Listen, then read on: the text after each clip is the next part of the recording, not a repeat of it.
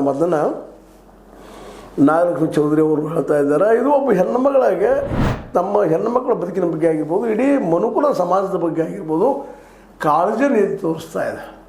ನೋಡ್ರಿ, westernise ಕಂಟ್ರಿಗಳಲ್ಲಿ heat ಮಾಡೋ ಸಲುವಾಗಿ ಮತ್ತು ಕಾರಣಕ್ಕೂ ಇಂಥ ಅಲ್ಲ ವೈನು, ಬೇರೆ ವೈನನ್ನು ಕುಡಿತಾರೋ. ನಮ್ಮಲ್ಲಿ ಹಂಗಿಲ್ಲ.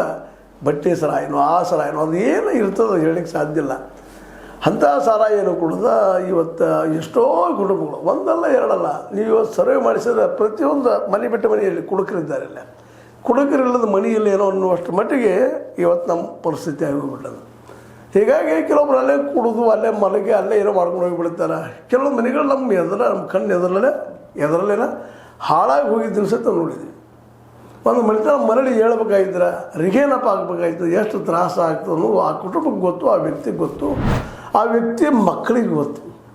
ಯಾಕಂದ್ರೆ ಅನುಭವಿಸೋರು ಯಾರಪ್ಪ ಅಂದ್ರೆ ಹೆಂಡತಿ ಮತ್ತು ಮಕ್ಕಳು. ಒಬ್ಬ ಕುಡುಕ ಗಂಡ ಇದ್ದಂದ್ರೆ ಅವನ ಕಹಿ ಬದುಕ ಅವು ಬಂದು ಕುಡಿದು ಬೀಳುವಂಥದ್ದು, ಅವಾಚ್ಯವಾಗಿ ಮಾತಾಡುವಂಥದ್ದು, ಏನೇನೋ ಮಾಡುವಂಥದ್ದು, ಅವೇನು ಹೇಳಲಿಕ್ಕೆ ತೀರಿದ್ರಿ. ಅವು ಶಬ್ದಗಳಿಲ್ಲ. ಮತ್ತು ಬೈಯೋದಕ್ಕಂತ ಹೆಣ್ಮಕ್ಳಿಗೆ ಆ ಶಬ್ದ ಇಲ್ಲ. ತತಾತಿಥಿ ಹಿ ಎಂದು ನಿಮ್ಗೆ ಗೊತ್ತಾಗ್ತದೆ. ಬಾಯಿ ತೆರೆದ್ರೆ ಅದ ಮಾತುಗಳು. ಹೀಗಾಗಿ ಎಷ್ಟೋ ಹೆಣ್ಮಕ್ಳು ಪಾಪ ಕೆಲವೊಬ್ಬರು ಸೂಸೈಡ್ ಮಾಡ್ಕೊಳ್ತಾವ, ಕೆಲವೊಂದು ಗಂಡನ ಬಿಟ್ಟು ಹೋಗ್ತಾವ, ಕೆಲವೊಂದು ಏನೇನೋ ಆಗ್ತಾವ. ಕೆಲವೊಮ್ಮೆ ಏನಾಗ್ತದೆ, ಕುಡುಕ ಗಂಡನಿಂದ ಬೇಡಪ್ಪ ಇವನಿಂದ ಬೇಡ ಅಂತ ಸುಡ್ಪತ್ರ ಅಂದ್ರೆ ಡೈವರ್ಸ್ ತೊಗೊಂಡು ಮತ್ತೆ ಅವನು ಆಗಿದೆ. ಅವನು ಅಂತ ಸಿಗ್ಬೇಕಾ ಎಷ್ಟು ಹೆಣ್ಮಕ್ಳಿಗೆ. ಅಂದ್ರೆ ಈ ಕುಡಿತದ ಪರಿಹಾರ ಇಲ್ಲೇನು, ನಮ್ಮ ಸಮಾಜ ಯಾಕೆ ಯೋಚನೆ ಮಾಡ್ತಾ ಇಲ್ಲ ಅನ್ನುವಂಥದ್ದು ಭಾಳ